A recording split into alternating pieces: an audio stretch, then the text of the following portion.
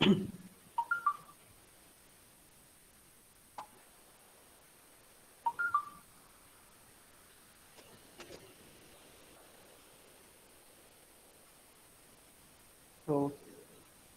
Welcome back. हम लोगों ने पिछले कुछ दिनों में सिंप्लेक्स मेथड को बहुत अच्छे से पढ़ लिया। आपके सिलेबस में जो सिंप्लेक्स मेथड है उससे ऊपर कहीं नहीं जाएगा जितना कि मैंने बता दिया। दो बार मैंने आपको 3 बार बहुत अच्छे से बता दिया है। Minimization case, maximization case, big M method के हर तरह के जो सिंबल इनइक्वलिटीज इस्तेमाल होती है, less than, equal to, greater than, equal to, हर तरह से मैंने आपको बता दिया है। अगर आप लोग केवल एक बार इसको अच्छे से समझ के 1 या 2 बार प्रैक्टिस कर लेंगे तो आप इसके न्यूमेरिकल को बहुत इजीली कर सकते हैं जो लॉन्ग क्वेश्चन में आएगा। इसके अलावा मैंने इस चीज का भी ध्यान रखा है कि अगर आपका कहीं भी ऑब्जेक्टिव क्वेश्चन इससे रिलेटेड आता है, अगर इसका ऑब्जेक्टिव क्वेश्चन इससे रिलेटेड आता है तो आप वो भी कर लें। तो मैंने इस पर्पज से लगभग सारा सब कुछ मैंने आपको क्लियर कर दिया है। ठीक। तो सेकंड यूनिट हमारी रिवाइज हो गई है, हमने इसको अच्छे से कर भी लिया है। अब हम लोग थर्ड यूनिट में जा रहे हैं, that is transportation problem. Transportation problem को पढ़ने से पहले हम इसको समझ लें कि ये हम क्यों पढ़ रहे हैं और इसका जनरल फॉर्मूला क्या है। मोस्टली तो अगर आप देखें इससे डिस्क्रिप्टिव क्वेश्चन ही बनते हैं, लेकिन अगर आपका पेपर ऑब्जेक्टिव आता है तो उससे रिलेटेड क्या क्वेश्चन बन सकते हैं हम आज वो भी देखेंगे। ट्रांसपोर्टेशन आप जानते हैं कि हम लोग क्या पढ़ रहे हैं, BBA, bachelor of business administration. तो ट्रांसपोर्टेशन का मतलब होता है बिजनेस से रिलेटेड जो आपकी ट्रांसपोर्टेशन कॉस्ट होती है, जो आपकी ट्रांसपोर्टेशन कॉस्ट होती है उससे रिलेटेड। अब जो ट्रांसपोर्टेशन कॉस्ट है, कॉस्ट को हमेशा मिनिमाइज करने की कोशिश की जाती है। कोई भी बिजनेसमैन जो बिजनेस कर रहा है उसका ऑब्जेक्टिव क्या होता है, कॉस्ट को मिनिमाइज करना, उसको कॉस्ट को मिनिमाइज करना। ठीक। अब यहाँ पर जो हमारे पास ट्रांसपोर्टेशन कॉस्ट जो प्रॉब्लम दी हुई है इसमें क्या होता है, ट्रांसपोर्टेशन प्रॉब्लम में क्या है कि हमारे पास ऐसा तो है नहीं कि हम केवल एक ही जगह से अपने जो मटेरियल या प्रोडक्ट है उसको लाते या ले जाते। हम अपने प्रोडक्ट या मटेरियल को कई जगह से लाते और ले जाते हैं। इसके साथ ही हम उसको भेजते भी कई जगह पर हैं, हम उसको भेजते भी कई जगह पर हैं। मान लीजिए अगर आपका कानपुर में है, कानपुर में आपकी एक कंपनी है, तो आप उससे किस किस मार्केट में भेज सकते हैं। आप कल्याणपुर मार्केट में भेज दीजिए, आप रावतपुर मार्केट में भेज दीजिए, आप बड़ा चौराहा मार्केट में भेज दीजिए। तो आपकी फैक्ट्री से यहाँ तक जाने के लिए, मान लीजिए कल्याणपुर, रावतपुर और बड़ा चौराहा, आपको कौन सा रूट सेलेक्ट करना है जिससे आपकी कॉस्ट मिनिमम।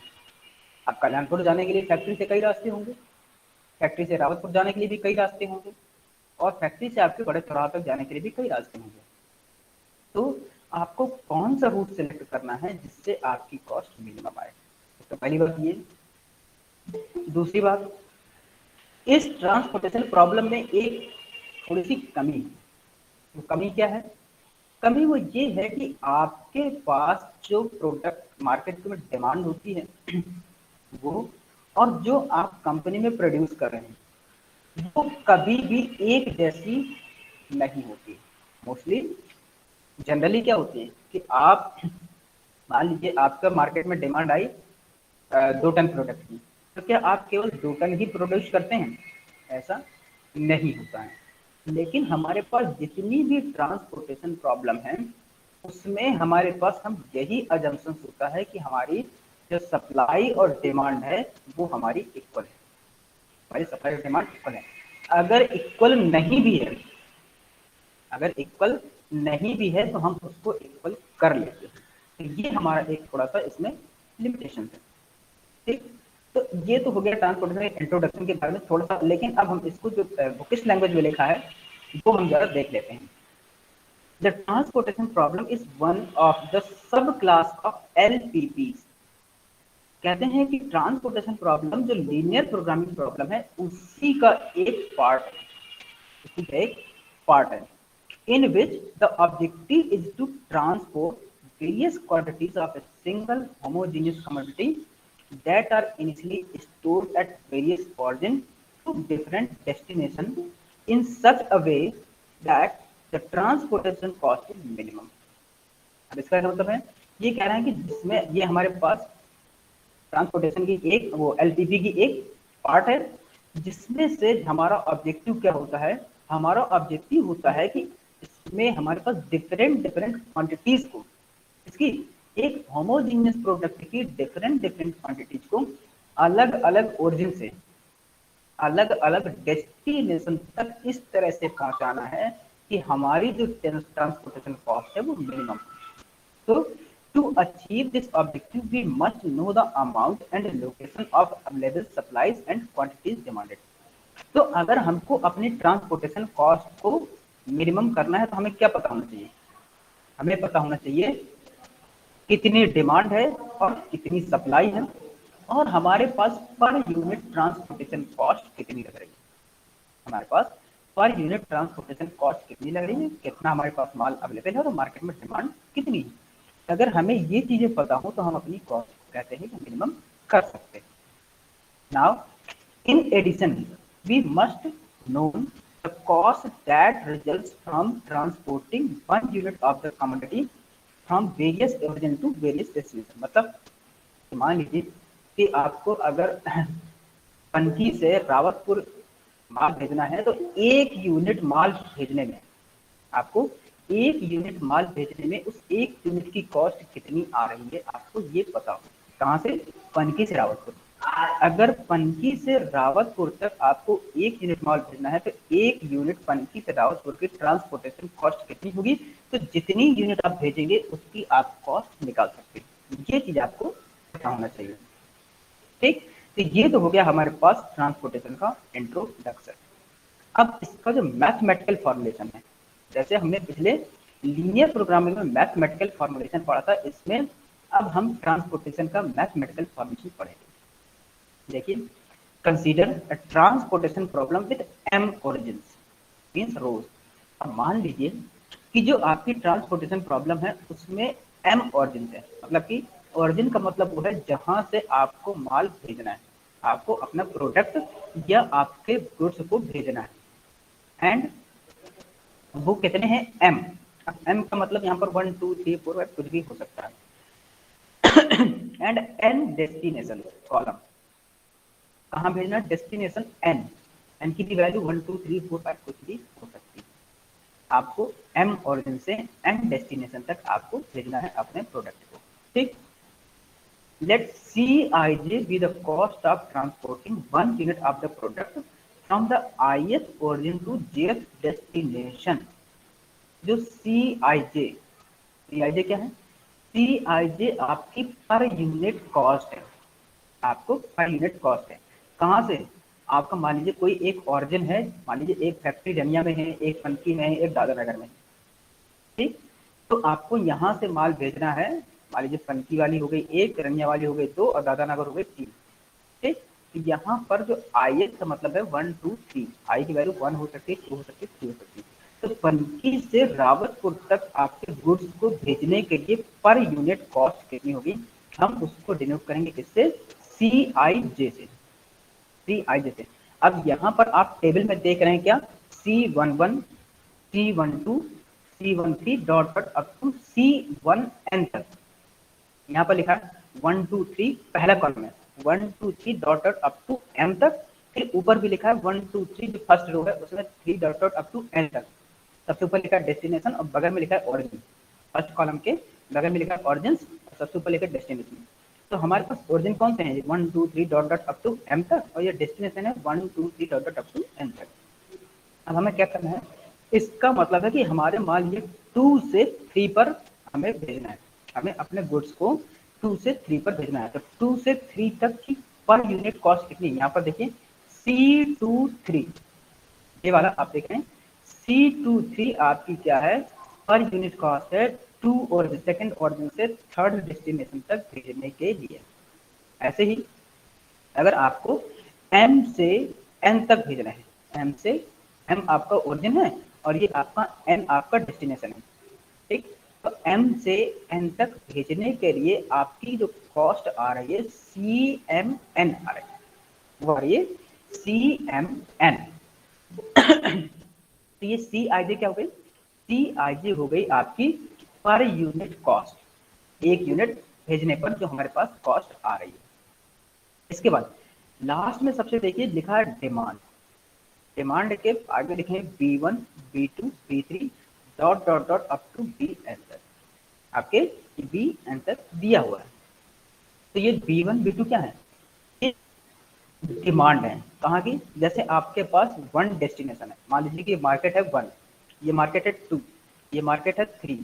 तो ये 1 2 3 जो मार्केट है, तो मार्केट 1 की डिमांड है B1, मार्केट 2 की डिमांड है B2, मार्केट 3 की डिमांड है B3, ऐसे ही N मार्केट की डिमांड है BN। ये तो आपकी हो गई प्रोडक्ट की डिमांड। हमारे पास फैक्ट्री कितनी है? 1 2 3 डॉट अप टू M तक। तो जो फैक्ट्री 1 जो है जितना माल प्रोड्यूस कर रही है, उसकी कैपेसिटी कितने माल सप्लाई कर सकती है, कितना गुड सप्लाई कर सकती है, वो दैट इज A1। जो फैक्ट्री A1 की कैपेसिटी है प्रोडक्ट सप्लाई करने की, वो है आपका A1। हाँ, अब इसे कुछ पूछना चाहते हैं, बताइए।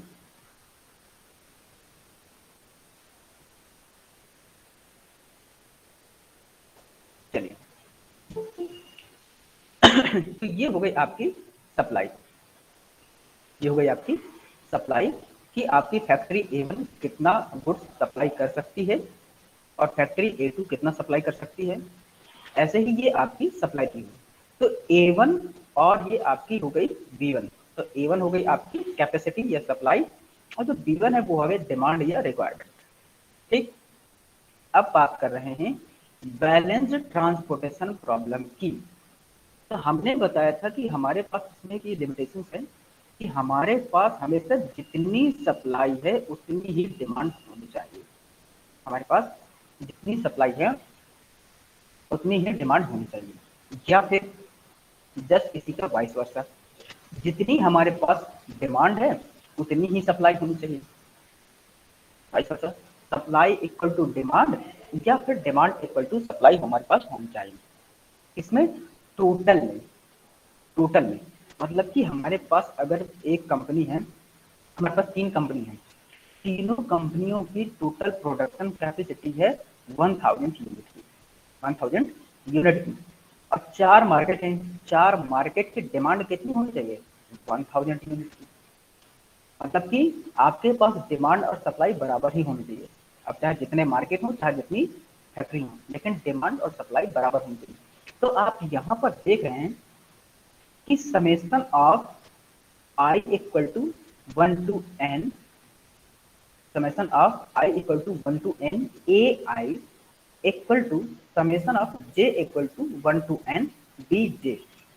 ये आपका AI क्या है? AI है आपकी टोटल सप्लाई। जो ये समेशन ऑफ AI है that is your total supply. मतलब AI का मतलब A1 plus A2 plus A3 dot dot up to पूरा सम। यहाँ पर फिर ये sum equal to summation of J equal to 1 to N। ये आपका BJ क्या है? आपकी डिमांड है। मतलब कि समेशन ऑफ BJ का मतलब B1 plus B2 plus B3 dot dot up to N तक, जितने भी B1 BJ जो आपके AI है वो सबको ऐड करके दोनों एक दूसरे के बराबर होना चाहिए, सप्लाई और डिमांड के, या कैपेसिटी या रिक्वायरमेंट की, आप इसको जो भी बोल सकते हैं। तो हमारा जो ट्रांसपोर्टेशन की प्रॉब्लम होगी किस फॉर्म में होगी और किस मैथमेटिकल फॉर्मेशन में होगी? इस टेबल के फॉर्म में। इस टेबल के फॉर्म में हमारे पास मैथमेटिकल प्रॉब्लम ट्रांसपोर्टेशन की दी होगी। अब हमको क्या करना है? हमको निकालना है मिनिमम कॉस्ट। हमको निकालना है मिनिमम कॉस्ट, ठीक। So the linear programming model representing the transportation problem is given by, हमारे कॉस्ट मिनिमाइजेशन का जो प्रॉब्लम है हम उसको जब मैथमेटिकल फॉर्म में लिखेंगे तो कैसे लिख सकते हैं? That is minimize Z. Minimize Z का मतलब है हमारे पास जो ऑब्जेक्टिव फंक्शन है वो है जेड। हमारे पास जो ऑब्जेक्टिव फंक्शन है वो जेड है। किस तरह से हम जेड की वैल्यू निकालेंगे? summation of I equal to 1 to m and into summation of j equal to 1 to n Cij into Xij। यहाँ पर सबका समेशन और उसका एडिशन, सबका summation multiplication per unit cost से। अब देखिए कैसे, ये एक्स आई जे यहाँ पर क्या है, यहाँ पर एक्स आई जे है आपकी या तो सप्लाई हो सकती है या तो डिमांड हो सकती है। यहाँ पर सी आई जे तो आपकी होगी पर यूनिट कॉस्ट, सी आई जे होगी आपकी पर यूनिट कॉस्ट। ठीक, जो एक्स आई जे वो एक्स आई जे आपकी डिमांड भी हो सकती है और आपकी सप्लाई भी हो सकती है, आपकी डिमांड और सप्लाई दोनों हो सकती है।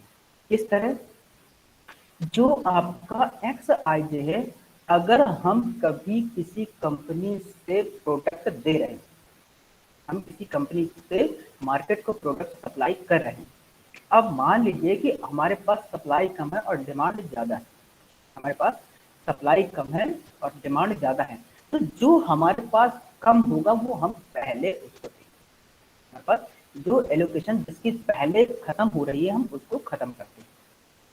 तो हमारे पास ये सप्लाई और डिमांड, इसी का जस्ट उल्टा वाइस वर्सा भी हो सकता है कि अगर हमारे पास डिमांड कम है और सप्लाई ज़्यादा है, हमारे पास डिमांड कम है और सप्लाई ज़्यादा है, तो हम जो डिमांड है कम वाली पहले वो पूरी कर लेंगे। या अगर हमारे पास सप्लाई कम है और डिमांड ज़्यादा है तो हम पहले जो हमारे पास कम है उसकी सप्लाई कर लेंगे। तो एक्स आई जे की वैल्यू ये इस पर डिपेंड करेगी कि आपकी डिमांड और सप्लाई उसमें से क्या है। इसमें जो एक्स आई जे की वैल्यू है वो आपकी सप्लाई और डिमांड पर निर्भर करेगी, डिपेंड करेगी कि जिसकी वैल्यू कम होगी एलोकेशन के समय। ठीक, तो अब हम इसको न्यूमेरिकल लिख करेंगे तो इसमें एक चीज और देख लेंगे। अब हमें ये भी देखना पड़ेगा कि जितने हमारे पास सप्लाई और डिमांड है, पहले हम पूरी सबसे पहली कंडीशन तो हम यही चेक करेंगे कि हमारे पास जितनी टोटल सप्लाई है, हमारे पास टोटल सप्लाई वो उसको हम ऐड कर लेंगे, और जो हमारे पास टोटल डिमांड है, जो हमारे पास टोटल डिमांड है उसको हम ऐड कर लेंगे और दोनों को देखेंगे इक्वल है कि नहीं। हमारे पास टोटल सप्लाई और टोटल डिमांड को हमें चेक करना है कि वो इक्वल है कि नहीं। अगर नहीं है तो फिर हमारे पास दूसरा प्रोसीजर है, हमें उसको वो फॉलो करना पड़ेगा। मैंने अभी बताया कि आपको अगर सप्लाई और डिमांड इक्वल नहीं है तो वो आपको इक्वल करना पड़ेगा। ठीक है, पिछले अगर क्लासेस आपको याद हो तो मैंने एक बताया था बैलेंस्ड ट्रांसपोर्टेशन प्रॉब्लम जिसमें सप्लाई और डिमांड बराबर होती थी, और एक बताई थी मैंने अनबैलेंस्ड ट्रांसपोर्टेशन प्रॉब्लम, एक बताई थी मैंने अनबैलेंस्ड ट्रांसपोर्टेशन प्रॉब्लम। उसमें क्या था कि आपको अगर कोई भी चीज कमी है, अगर सप्लाई कम है तो आपको सप्लाई बढ़ानी पड़ती थी, और अगर आपको डिमांड है तो डिमांड बढ़ानी पड़ती थी। ठीक, तो इसका मतलब यहाँ पर है कि हमारे पास सप्लाई और डिमांड इक्वल होना चाहिए। इस कंडीशन को तो हमें हर हाल में फॉलो करना है। तो आप यहाँ पर देख लेंगे the given transportation problem is said to be balanced if the given transportation problem said to be balanced if summation of I equal to 1 to n ai equal to summation of j equal to 1 to n bj bj. It means if the total supply is equal to the total demand, that is the total supply is equal to total demand. ठीक, अब थोड़ा इसमें जो चीजें हम निकालते हैं उनके बारे में हम देख लेते हैं। इसमें हम क्या क्या चीजें निकालते हैं।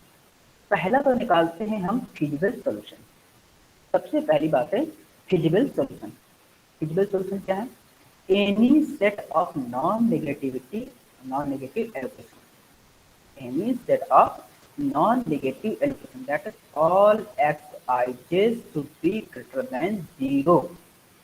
याद रखें, हमने पूरे लीनियर प्रोग्रामिंग जो पीछे पढ़ी, simplex method, diagram method, two phase method, artificial level technique, minimization mechanism, जितना भी पढ़ा हम हमेशा यही पढ़ते रहे हैं कि हमारे पास जो कांस्टेंट्स हैं उनकी वैल्यू या एक्सपोनेंट जो हमारे पास डिसीजन वेरिएबल्स हैं उनकी वैल्यू ग्रेटर देन से 0 ही रहेगी।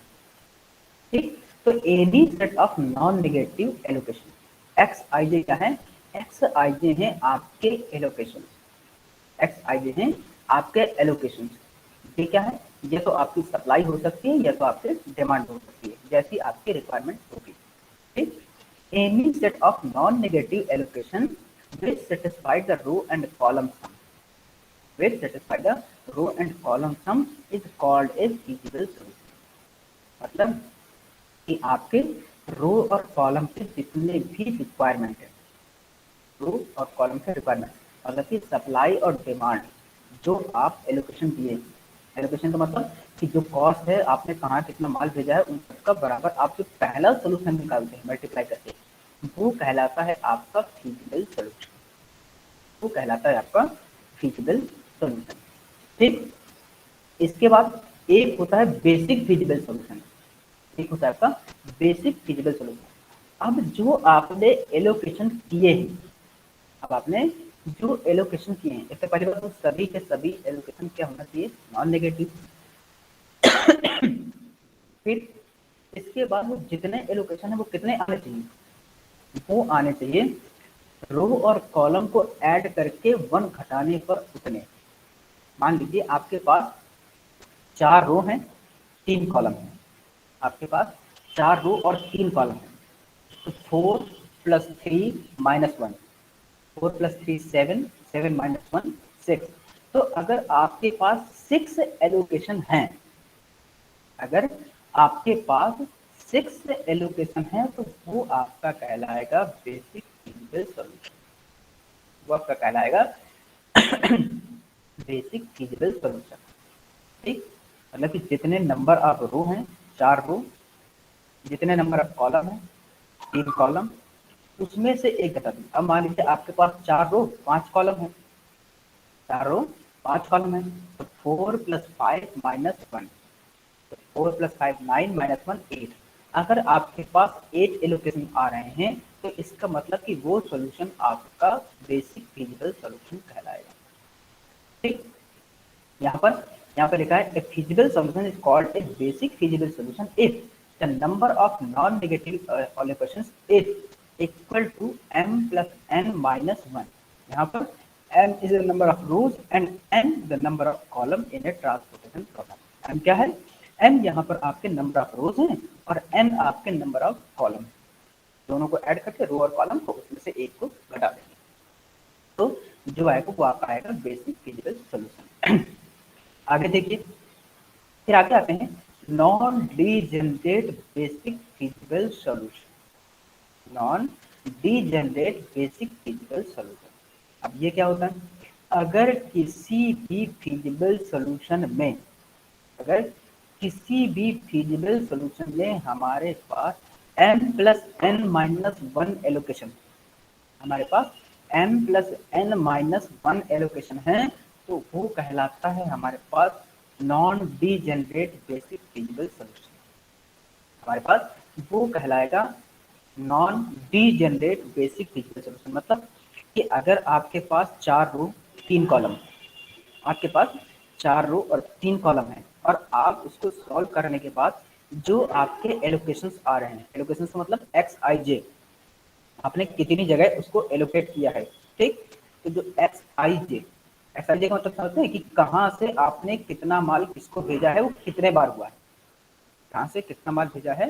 अब मान लीजिए आपके पास रूट तो बहुत हैं, आपके पास कॉस्ट है सारी, हर अलग अलग रूट की दी हैं, तो आपने कितने रूट सेलेक्ट किए हुए हैं, एक्स आई जे का आप इस तरह से समझ सकते हैं कि आपने कितने रूट सेलेक्ट किए हुए हैं, उसका वो आपके एक्स आई जे हैं, तो आपके एक्स आई जे हैं। तो जो आपके पास टोटल रो और कॉलम है, जो टोटल रो और कॉलम है उसमें से एक घटाने के बाद जो आपके पास एलोकेशन होंगे, अगर उसके बराबर आते हैं, अगर उसके बराबर आते हैं तो आपका सॉल्यूशन कहलाएगा non degenerate basic feasible solution.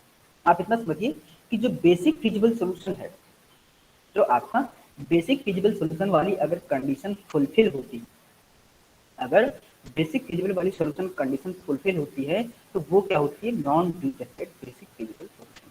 लेकिन थोड़ा सा इसमें थोड़ा सा और जोड़ लेते हैं, क्या, and each allocation is in independent position, और जो हमारे पास जितने भी एलोकेशन है वो सब इंडिपेंडेंट हो, एक दूसरे पर डिपेंड ना हो, एक दूसरे पर डिपेंड ना हो।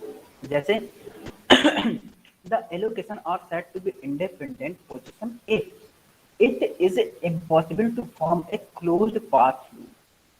अगर जितने भी एलोकेशन है उनके बीच में हम पाथ बनाएं तो क्लोज पाथ लूप नहीं बनना चाहिए, क्लोज पाथ लूप नहीं बनना चाहिए, तो वो कहलाते हैं इंडिपेंडेंट हमारे पास allocation. Closed path means by allowing horizontal and vertical lines and all the corner cells are occupied. अब जो हमारे पास क्लोज पाथ लूप है उसका मतलब है कि हम किसी एक ऑक्युपाइड सेल से चालू करें, एक ऑक्युपाइड सेल से चालू करें और हर उस ऑक्युपाइड सेल से होकर के गुजरें और वापस आकर के जहां से चालू किए थे वहां पर अगर आ जाएं, वहां से आ जाएं तो वहीं पर तो हमारा क्या होता है, वो कहलाता है हमारे पास नॉन इंडिपेंडेंट, नॉन इंडिपेंडेंट। ठीक, यहाँ पर हम देख रहे हैं, यहाँ पर हम कुछ एग्जाम्पल देख रहे हैं। The allocation in the following tables are not in independent position. यहाँ पर देखिए, यहाँ पर आप इंडिपेंडेंट पोजीशन पे नहीं है। ठीक, जैसे यहाँ से चालू करेंगे ऐसे ऐसे, मान लीजिए हम जो जहाँ से चालू करते हैं वो जहाँ पर हमारे पास एलोकेशन नहीं होंगे वहां से चालू करते हैं, और हमें मुड़ना कहाँ से है, जहां पर एलोकेशन है। अब मान लीजिए यहाँ पर 4 जगह एलोकेशन है, अब यहाँ से हम केवल वहीं से मुड़ सकते हैं जहां पर हमारे एलोकेशन हो 90 डिग्री पर। चालू वहां से करेंगे जहां पर हमारा एलोकेशन नहीं है, स्टार्ट हम वहां से करेंगे जहां से एलोकेशन नहीं है, फिर वहां पर मुड़ेंगे जहां पर हमारे एलोकेशन है और घूमकर वहीं आना है जहां पर हमारा शुरू किया था। अब पहले बार में देखिए, मान लीजिए हम यहाँ से टर्न कर रहे हैं, यहाँ से टर्न कर रहे हैं, तो यहाँ से हम चाहे यहाँ अगर इस तरफ जाएंगे तो ये सीधे मुड़ेंगे और यहाँ से ऐसे जाएंगे और फिर यहाँ पर आएंगे। इसके बाद हमें आना कहाँ पर था, यहाँ पर, लेकिन हम यहाँ से नीचे नहीं आ सकते। क्यों? क्योंकि यहाँ पर हमारे पास क्या नहीं है, हमारे पास एलोकेशन नहीं। अगर हमारे पास यहाँ पर एलोकेशन होता तो हम मुड़ करके फिर यहाँ पर आ जाते। ठीक, ये हमारे पास क्या है, ये हमारे पास सब इंडिपेंडेंट पोजीशन में। ठीक, अब देखिए दूसरे वाले में भी देख लीजिए, ये हमारे पास सभी क्या है, नॉट इंडिपेंडेंट पोजीशन में। ठीक, जहां पर एक दूसरे पर क्लोज पाथ लूप नहीं बन पाता हो वो हमारे पास कहलाते हैं नॉट अनडिपेंडेंट। ठीक, तो अब ये ऊपर के जो 3 टेबल बनी हुई है, जो ऊपर की 3 टेबल बनी हुई है, आप उसमें से देखिए किसी भी टेबल, जो ये आप यहाँ स्टार टाइप के दिख रहे हैं सर्किल पॉइंट, इनमें से आप किसी भी जो नॉन सर्किल वाले पार्ट हैं वहां से कोई एक चालू कीजिए लूप। केवल इस बात को ध्यान रखें कि आपको केवल वहीं से टर्न होना है जहां पर एलोकेशन है, मतलब कि जहां स्टार्ट होना है केवल वहीं से टर्न होना है। ठीक, अब नॉन एलोकेशन मतलब कि खाली वाले कितने 1 2 3 4 5 5 में से कहीं से भी चालू कीजिए, आपको जहां से चालू करेंगे वहीं आना है, कहां से मुड़ करके, जहां पर एलोकेशन है। अब मान लीजिए आप देखिए मैं यहाँ से चालू कर रहा हूँ। ठीक, जो यहाँ पर देखिए मैं यहाँ से चालू कर रहा हूँ, ये अगर मैं यहाँ से चालू करता हूँ तो ऊपर तो जा नहीं सकता, ऊपर मुड़ नहीं सकते क्योंकि यहाँ पर एलोकेशन नहीं है। हम राइट साइड में पढ़ेंगे तो यहाँ मुड़ेंगे, यहाँ मुड़ेंगे, यहाँ से ऐसे ऐसे, लेकिन अगर हम यहाँ पर आएंगे तो यहाँ से नहीं मुड़ सकते, यहाँ से नहीं मुड़ सकते क्योंकि यहाँ पर एलोकेशन नहीं, यहाँ पर आकर के खत्म हो जाएगा। अब यहाँ से देखिए, यहाँ से ऐसे मुड़ेंगे, ऐसे ऐसे ऐसे, अब यहाँ से नीचे आगे कहीं नहीं जा सकते क्योंकि हमें पहुंचना है यहाँ पर तक, और यहाँ तक कहीं भी हमारे पास एलोकेशन नहीं है।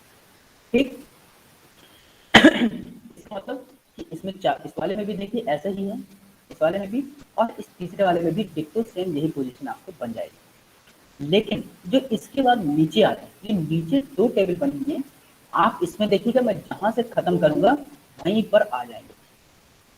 जो नीचे वाली जो 2 टेबल बनी है उसमें हम जहां से खत्म करेंगे वहीं पर आ जाएंगे। देखिए अब वो भी कहां से मुड़ेंगे, वहां से टर्न होंगे जहां पर हमारे पास स्टार बने हुए। स्टार का मतलब है हमारे पास लोकेशन। मान लीजिए मैं यहाँ से टर्न कर रहा हूँ, मैं यहाँ से टर्न कर रहा हूँ, ये खाली जगह है। ठीक है, यहाँ से चालू किया, ऐसे नीचे आया, फिर लेफ्ट साइड में गया, फिर ऊपर साइड गया, और फिर ये एक देखिए यहाँ पर आ गया। यहाँ से चालू किया वहीं आ गया, और मैं हर उस जगह से मुड़ा हूँ जहाँ पर एलोकेशन है। यहाँ पर नीचे देखिए, यहाँ से मैं ये राइट गया, फिर ऊपर गया, लेकिन अब ऊपर जाने के बाद मैं यहाँ पर आ सकता हूँ, मैं नीचे आ सकता हूँ। क्यों? क्योंकि यहाँ एलोकेशन है। तो मेरे पास एक ये वाला बना है, यहाँ से चालू करके ये ऐसे ऐसे ऐसे और ऐसे, ठीक, ये वाला बना है। नीचे आके देखते हैं, अगर हम यहाँ से चालू करें, ये सबसे नीचे वाले राइट मोस्ट कॉर्नर से, तो यहाँ से हम ऐसे जा सकते हैं, फिर ऐसे जा सकते हैं, फिर ऐसे, फिर ये, और फिर ये एक लूप आ जाएगा, क्योंकि यहाँ पर हम हर उस जगह से टर्न हुए हैं जहाँ पर हमारे पास एलोकेशन दिया हुआ है। ठीक, ये हमारे पास हम इस तरह का लूप बना सकते हैं।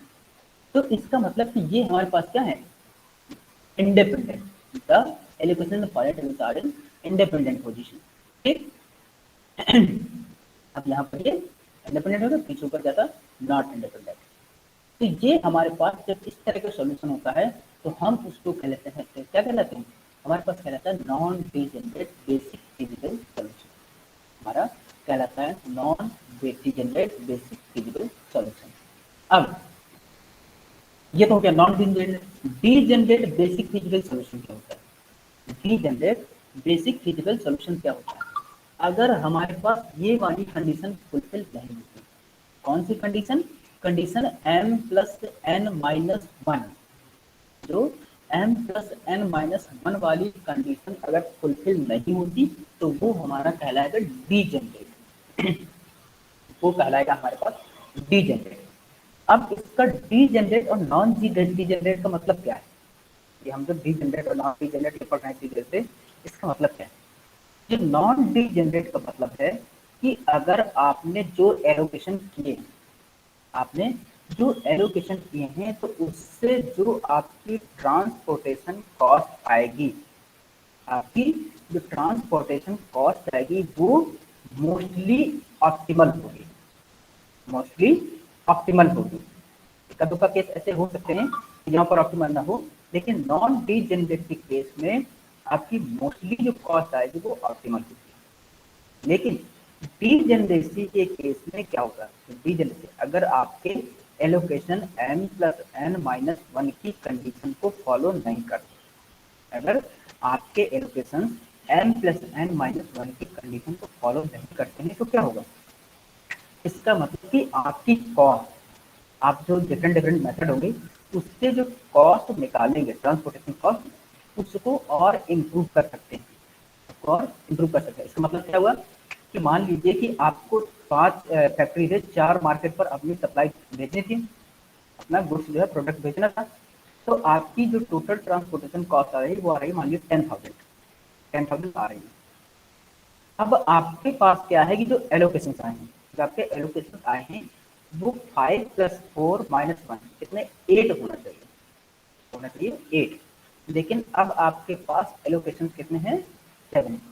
अगर 8 एलोकेशन होने चाहिए और आपके पास एलोकेशन आ रहे हैं 7, तो इसका मतलब है कि आपके पास कुछ अल्टरनेटिव ऐसे अवेलेबल हैं, आपके पास कुछ ऐसे अल्टरनेटिव्स अवेलेबल हैं जिसके जरिए आप अपनी ट्रांसपोर्टेशन कॉस्ट को और मिनिमम कर सकते हैं, अपनी ट्रांसपोर्टेशन कॉस्ट को आप और मिनिमम कर सकते हैं उस अल्टरनेटिव का इस्तेमाल करके। मतलब कि आपके पास आप जिस रूट से गए हैं उसके अलावा भी कोई और ऐसे रूट हो सकते हैं जिससे आपकी कॉस्ट मिनिमम हो सकती है। तो डीजेनरेसी के केस में आपको क्या निकालना है?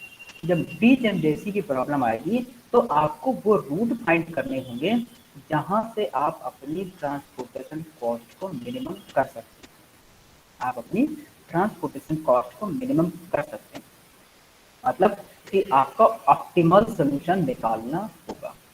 ऑप्टिमल सोल्यूशन मतलब क्या है? आपको ऑप्टिमल सोल्यूशन निकालना होगा कि कहीं इंप्रूवमेंट के कोई चांसेस हैं कि नहीं। अब हमने बात की ऑप्टिमल सोल्यूशन की, तो ऑप्टिमल सोल्यूशन क्या होता है? हमने कहा ऑप्टिमल, हम पीछे भी अभी जितने भी सिंपलेक्स मेथड या बिगम मेथड में आप करते रहे तो हम वहां पर भी ऑप्टिमल सोल्यूशन की बात करते रहे। तो ऑप्टिमल सोल्यूशन क्या होता है? Optimal solution is a feasible solution, not necessarily basic. जो ऑप्टिमल सोल्यूशन है वो आपका वो फिजिबल सोल्यूशन होता है जो आपकी टोटल कॉस्ट को मिनिमाइज करता है, ऑप्टिमल सॉल्यूशन वो होता है जो आपकी टोटल ट्रांसपोर्टेशन कॉस्ट को मिनिमाइज करता है।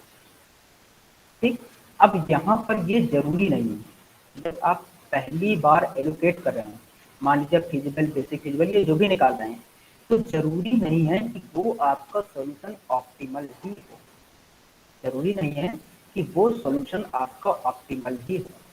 जब आप उसकी ऑप्टिमलिटी टेस्ट करेंगे, ऑप्टिमलिटी टेस्ट मतलब कि आप उसमें जब ऑप्टिमल टेस्ट की मेथड लगाएंगे तो हो सकता है कि ये भी आ जाए कि आप उस कॉस्ट को और मिनिमम कर सकते हैं, आप उस कॉस्ट को और मिनिमम कर सकते हैं।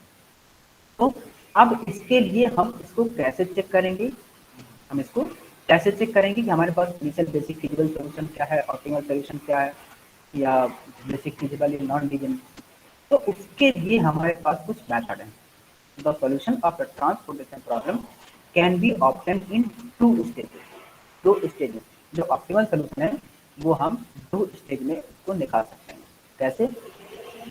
एक तो पहला होगा इनिशियल सॉल्यूशन। इनिशियल सॉल्यूशन मतलब कि आपको निकालना है बेसिक फिजिबल सॉल्यूशन। आपको पहला इनिशियल सॉल्यूशन निकालना होगा।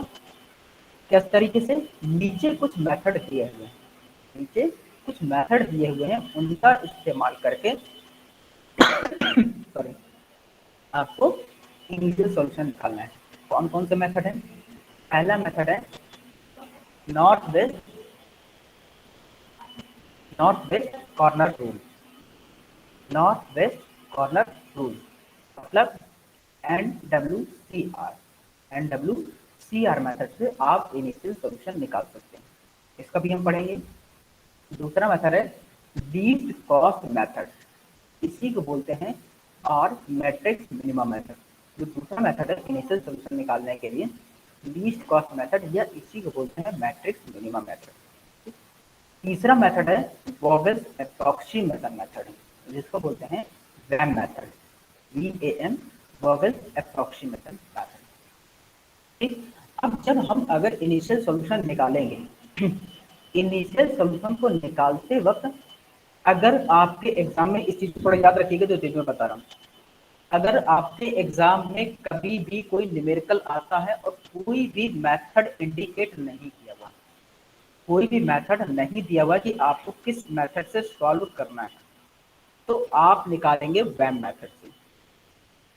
आपके एग्जाम में अगर कोई भी मेथड इंडिकेट नहीं, अगर आपका मेथड दिया कि NWCR मेथड से निकालिए, LCM मेथड से निकालिए, मैट्रिक्स मिनिमा से निकालिए, वैम से निकालिए, तब तो आप प्रॉपर उस मेथड से कर सकते हैं।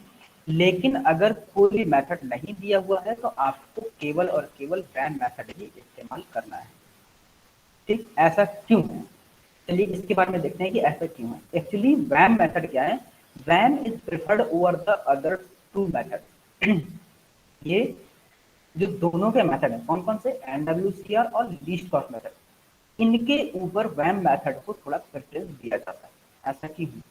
Since the initial basic feasible solution obtained by this method is either optimal or very close to the optimal solution। क्योंकि अगर हम वैम मेथड से हम ट्रांसपोर्टेशन कॉस्ट निकालते हैं, अगर हम वैम से ट्रांसपोर्टेशन कॉस्ट निकालते हैं, तो ये मोस्टली या तो ऑप्टिमल होता है या ऑप्टिमल के बहुत करीब होता है, या तो ऑप्टिमल के बहुत करीब होता है। मतलब कि जब अगर आप इसकी ऑप्टिमलिटी टेस्ट करेंगे तो आपको बहुत कम स्टेप फॉलो करने पड़ सकते हैं। जब आप अगर मान लीजिए कि किसी केस में आपका ऑप्टिमल सॉल्यूशन नहीं आता, डीजेनरेसी की प्रॉब्लम आ जाती है, तो क्या होगा कि अगर आप वैम मेथड से निकाल रहे हैं तो आपका कैलकुलेशन हो सकता है काफी कुछ शॉर्ट हो जाए, आपका कैलकुलेशन शॉर्ट हो सकता है, क्योंकि ये mostly close to the optimal solution होता है, ऑप्टिमल सॉल्यूशन के नियर होगा, तो आपके पास हो सकता है कि कम स्टेप्स में ही आपका सॉल्यूशन ऑप्टिमल सॉल्यूशन आ जाए। इसके अलावा अगर आप जो इनिशियल सॉल्यूशन है NWCR या मैट्रिक्स मिनिमा से निकालते हैं तो हो सकता है कि आपको उसमें से कुछ स्टेप्स ज़्यादा फॉलो करने पड़ सकते हैं। बस इतना ही डिफरेंस है।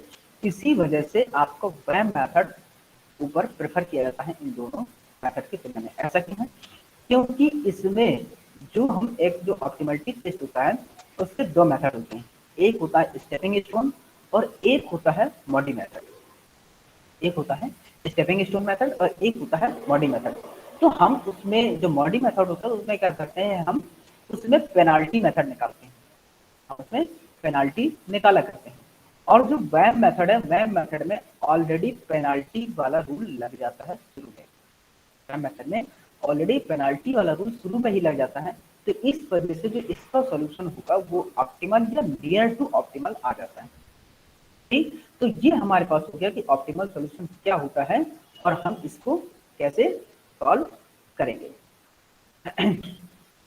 आगे देखिए, हमारे पास the cell in the transportation table can be classified as occupied cell and unoccupied cell। अब देखिए, तो हमारे पास टेबल होगी, जो हमारे पास टेबल होती है इस उसमें जिसमें हम एलोकेशन करते हैं, टेबल में जिसमें हम एलोकेशन करेंगे वो क्या होगी, वो कहलाएगी हमारा ऑक्युपाइड सेल। जिस सेल में हम एलोकेशन करेंगे वो कहलाएगी हमारी ऑक्युपाइड सेल, और जिसमें हम एलोकेशन नहीं करेंगे वो कहलाएगी आपकी नॉन ऑक्युपाइड सेल या अनऑक्युपाइड सेल।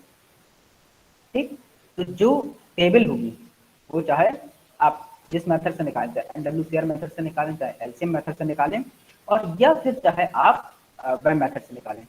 ठीक, तो आपको उसमें क्या है, एलोकेशन करनी पड़ेगी, और जो एलोकेटेड सेल होंगे उनको बोलेंगे ऑक्युपाइड सेल, और जो एलोकेटेड नहीं होंगे वो कहलाएंगे unoccupied या non-occupied cell. Now, the improved solution of the initial basic feasible solution is called optimal solution.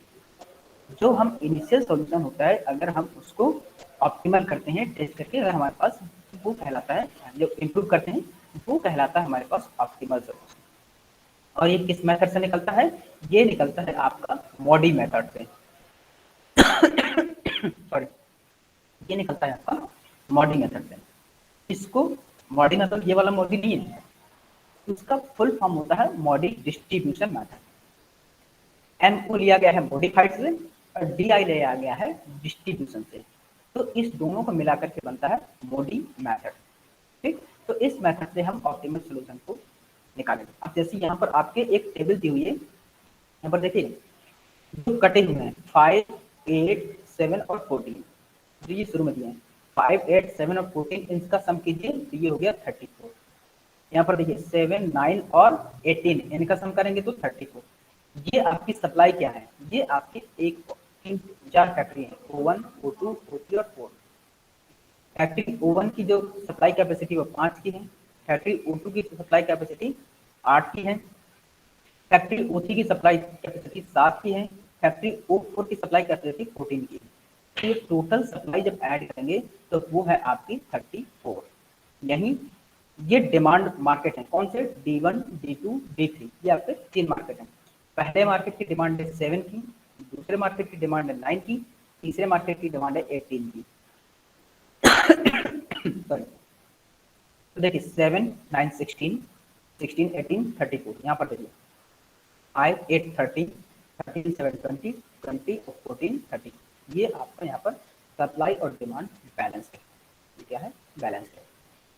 ठीक, अब यहाँ पर देखिए जहां जहां सर्किल में कुछ नंबर्स दिए हुए हैं, जैसे यहाँ पर 2 क्या है, 2 आपका पर यूनिट कॉस्ट है, ये 7 आपकी क्या है, पर यूनिट कॉस्ट, ये 4 क्या है आपकी पर यूनिट कॉस्ट, ये 3, 3, 1, 5, 4, 7, 1, 6, 2, ये सब क्या है पर यूनिट कॉस्ट। कहाँ से, अब जैसे आपको ओरिजिन O2 से D2 तक अपना प्रोडक्ट को भेजना है तो उसकी पर यूनिट कॉस्ट आ रही है 3, आपकी जो पर यूनिट कॉस्ट है वो 3 है। ठीक, कहाँ से, ओरिजिन O2 से D2 तक। अब यही अगर ओरिजिन O2 से D3 को भेज देगा, अगर ओरिजिन फैक्ट्री O2 से D1 मार्केट तक भेजना है तो उसकी जो आपकी पर यूनिट कॉस्ट है वो आ रही है 1, ये है 1। ठीक, तो ये आपके पर यूनिट कॉस्ट दिए हुए हैं, जितने भी आपको एक ये रेक्टेंगल के अंदर जितने भी ये नंबर दिए हैं ये सब आपके पर यूनिट कॉस्ट है। जो सर्किल के अंदर दिए, जो आपको सर्किल के अंदर दिए हैं ये हैं आपके एलोकेशन, ये है आपके एलोकेशन। जैसे यहाँ पर इसका एलोकेशन कितना है 5, यहाँ पर इसका एलोकेशन है 5, यहाँ पर इसका एलोकेशन 2, यहाँ पर इसका एलोकेशन 6, यहाँ पर इसका एलोकेशन 3, यहाँ पर इसका एलोकेशन 4, यहाँ पर इसका एलोकेशन 14। ठीक, अब जहां जहां एलोकेशन हैं, जहां जहां आपके एलोकेशन हैं वो कहलाते हैं ऑक्यूपाइड सेल्स। जैसे सबसे पहला सेल कौन सा, O1D1। इस सेल का एड्रेस क्या है, इस सेल का एड्रेस है O1D1। तो ये पहला एक ऑक्यूपाइड सेल है, ठीक। दूसरा ऑक्यूपाइड सेल O2D1, आपका इसका एड्रेस देखें O2D1, यहाँ पर भी ऑक्यूपाइड सेल्स है, ये इसका एड्रेस हो गया। फिर अगला ऑक्यूपाइड सेल्स है O2D2, यहाँ पर ऑक्यूपाइड 6 है ना, ये एलोकेटेड है, तो ये आपका ऑक्यूपाइड सेल्स है, आपका ये वाला। फिर अगला ऑक्यूपाइड सेल्स कौन सा है, O3D2, जहाँ पर ये एलोकेशन है 3, ये आपका अगला ऑक्यूपाइड सेल है O3D2। फिर अगला ऑक्यूपाइड सेल्स आपका कौन सा है, O3D3, क्योंकि आपका ऑक्यूपाइड सेल जो एलोकेशन है वो यहाँ पर है। और अगला आपका ऑक्यूपाइड सेल्स है ये O4D3, आपका यहाँ पर ये एलोकेशन है। इसके अलावा जो बचेंगे, इसके अलावा जो बचेंगे वो सब क्या होंगे, वो सब कहलाएंगे अनऑक्यूपाइड सेल या नॉन ऑक्यूपाइड सेल। वो सभी कहलाएंगे अनऑक्यूपाइड सेल्स या नॉन ऑक्यूपाइड सेल्स, ठीक। तो ये हो गया आपका डिमांड सप्लाई टेबल एग्जाम्पल में कैसे होता है। अब बस जो इस तरह की टेबल्स आपके पास दी होंगी, और हमको क्या करना है, जो हमने पीछे 3 मेथड बताए हैं, NWCR, LCM और WAN, इन तीनों मेथड से इसको सॉल्व करना। हम एक न्यूमेरिकल को तीनों मेथड से सॉल्व कर सकते हैं, हम एक न्यूमेरिकल को तीनों मेथड से सॉल्व कर सकते हैं, ठीक। तो ऐसा जरूरी नहीं है कि अगर एक न्यूमेरिकल को हमने एक मेथड से सॉल्व कर लिया तो हम बस केवल उसको छोड़ देंगे। इसमें क्या है, मान लीजिए जैसे अभी यहाँ पर देखिए कितने आपके 6 एलोकेशन आ रहे हैं, इसका मतलब ये नॉन डीजेनरेसी का केस है। क्यों, देखिए यहाँ पर कितनी रो है, O1, O2, O3, O4, 4 रो, कॉलम कितने, D1, D2, D3, आपके पास 3 कॉलम। तो 4 + 3 - 1, 4 + 3 - 1 7 - 1 6। एलोकेशन देखिए कितने हैं, 1 2 3 4 5 6। ये क्या है, नॉन डीजेनरेसी का केस है, नॉन डीजेनरेसी का केस है, ठीक। तो हम इसको और चाहे तो ऑप्टिमल सॉल्यूशन के लिए भी आगे टेस्ट कर सकते हैं। हम इसी का जैसे इससे जितनी भी मिनिमम कॉस्ट आएगी, इसका जो हम फिजिबल सॉल्यूशन निकालेंगे, इनिशियल फिजिबल सॉल्यूशन, हम एक मेथड एक बार इससे निकाल लेंगे, इसी का फिर हम एलसीएम से निकालेंगे, इसी का फिर हम वैन से निकालेंगे।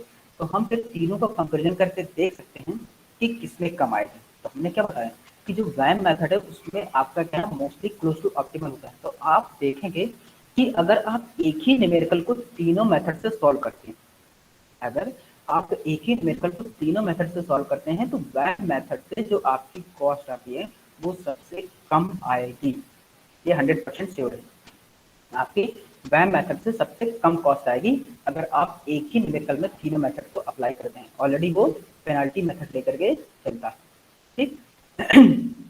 तो ये हो गया आपका पूरा ट्रांसपोर्टेशन का इंट्रोडक्शन, ये आपका ट्रांसपोर्टेशन का इंट्रोडक्शन पूरा कंप्लीट। अब इसमें से आपका चाहे ऑब्जेक्टिव पूछे और चाहे डिस्क्रिप्टिव पूछे, आप इसको पूरा एक्सप्लेन कर सकते हैं इंट्रोडक्शन ऑफ ट्रांसपोर्टेशन में। अब जो इसके न्यूमेरिकल्स और वो हैं फिर हम लोग आगे चल के धीरे धीरे देखेंगे। तो अब यहाँ तक अगर किसी को कोई प्रॉब्लम हो तो पूछ सकता है। If someone has any query, so you can ask now.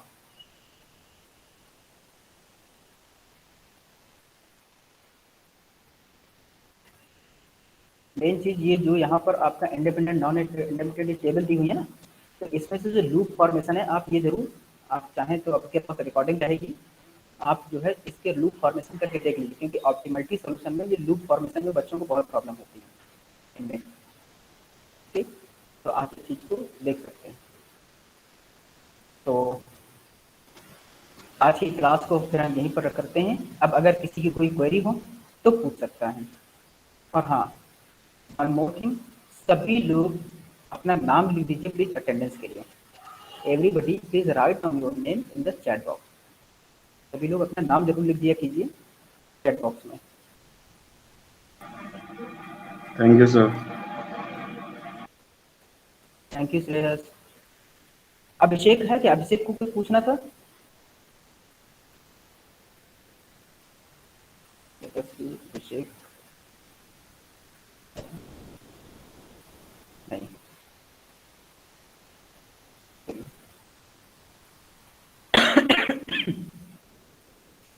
सभी लोग अपने नाम लिख दीजिए प्लीज। जिन लोगों ने नाम नहीं लिखा वो नाम जरूर लिख दें।